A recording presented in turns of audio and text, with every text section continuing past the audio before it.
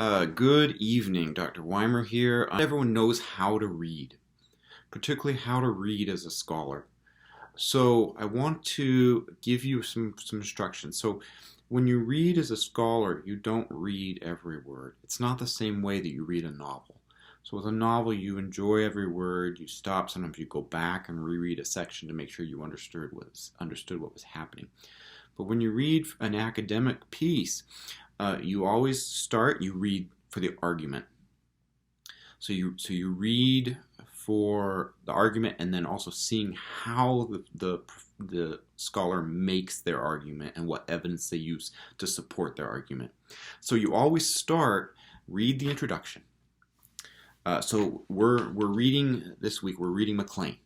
So I want you to read the introduction word for word, read it all in its entirety.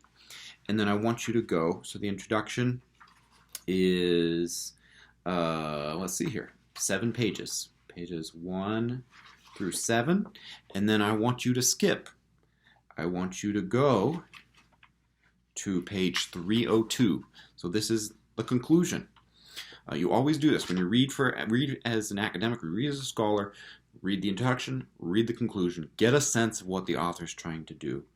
So here, the conclusion is page 302 through 312. So that is, let's do our math, that's 10 pages. So you have to read 17 pages between the introduction and the conclusion, word for word. Then what you'll do is you'll go into your chapters. You'll read the introduction to the chapter, which is just so here on chapter 1, the meaning of meaning. Page 11, you'll read that, and then you will skip, and you'll go read the conclusion. Let's find out what page that is. The conclusion starts at page 32 and ends at 34. Read both of those in their entirety.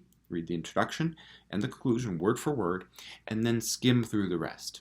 And if you don't understand how the author is making the argument, if you don't understand technical terms, then you slow down as you're skimming the middle, and you slow down and find out exactly. So really, when you're reading for the argument, the introductions, the conclusions, and then you read quickly. By reading quickly, sometimes, particularly in this book, you can read the first few sentences of a paragraph and move on. What I don't want you to do is get lost in the word-for-word reading. So 300 pages, when I read a 300-page book as a scholar, I mean, the only way that we stay up on our fields is that we read quickly. So when I read a 300-page book, it takes me about 2 hours. Now, it's not going to take you 2 hours because you're not used to reading this way, but you should be able to read this book in a few hours.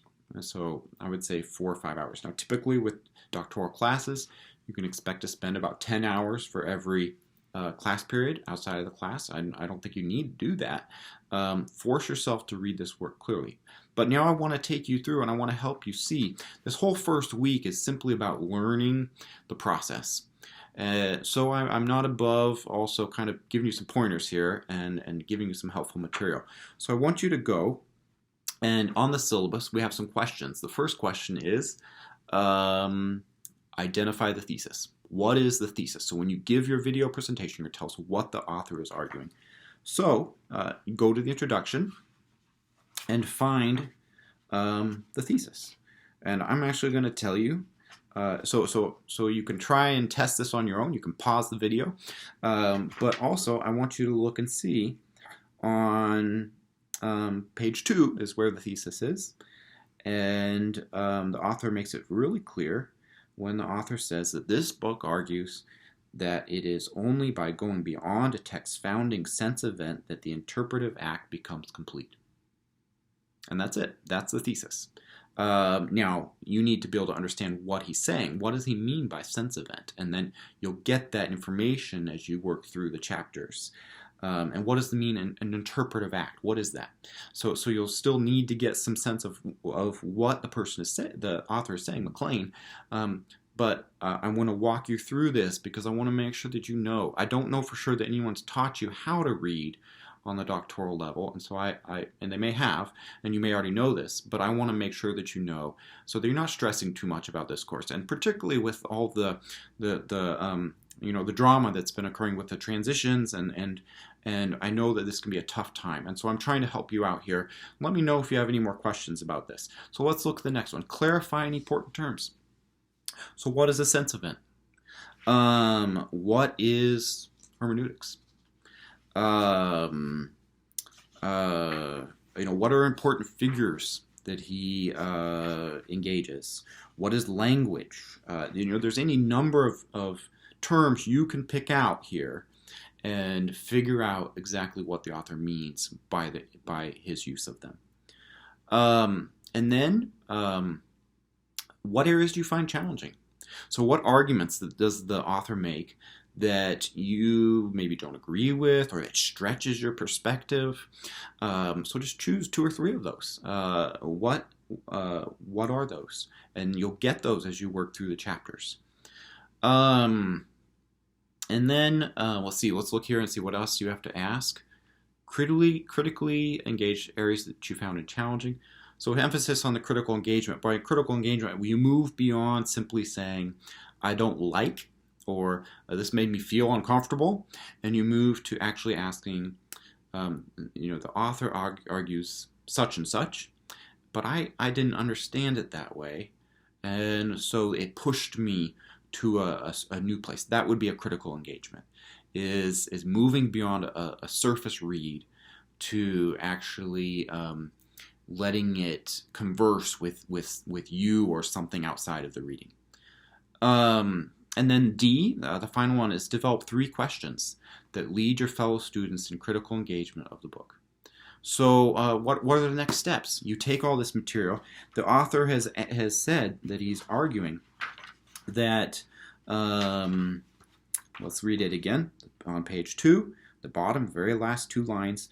This book argues that it is only by going beyond a text founding sense event that the interpretive act becomes complete. So what does that mean? What does that mean for preaching? What does that mean for ministry? The ways that we read and interpret the word. And then find, as you go through your reading, find 2 or 3 points of contact where you think that there's a connection that you can draw, where you can ask questions that will help guide your fellow students into engaging this material. So I hope this is helpful. If you have any questions, feel free to reach out. But again, I don't want you to be panicked about having to read a book a week. We're just doing the book a week for the first 5 weeks, and then you're done. And the book a week doesn't even have to be that overwhelming if you're reading it correctly and in the correct manner is what I mean. So again, reach out if you have questions. Don't let yourself become overwhelmed by the reading requirements. There's only 5 books in this course. That's not a heavy load. And I know we're starting a little on the intense side, but then you're done. And then we move on to just rubber meets the road, practical projects and critical reflection on those. So again, if you have any questions, call me. My phone number, I'm still out of the office for another few days. I get back on Friday. My office phone is, of course, on the syllabus. My cell phone is 502-974-5413, and you have my email. So again, please take a deep breath and read this as I've described. And I think I've given you some helpful pointers. If you have other questions, feel free to reach out. If you find yourself sitting at home and you're stressed and overwhelmed and you don't know what to do next, reach out. I'll help. Don't sit and waste time. Most of you all are so busy. You don't have time to waste. So don't waste time by being overwhelmed. Watch this video, try it. If you're still having problems, then reach out to me.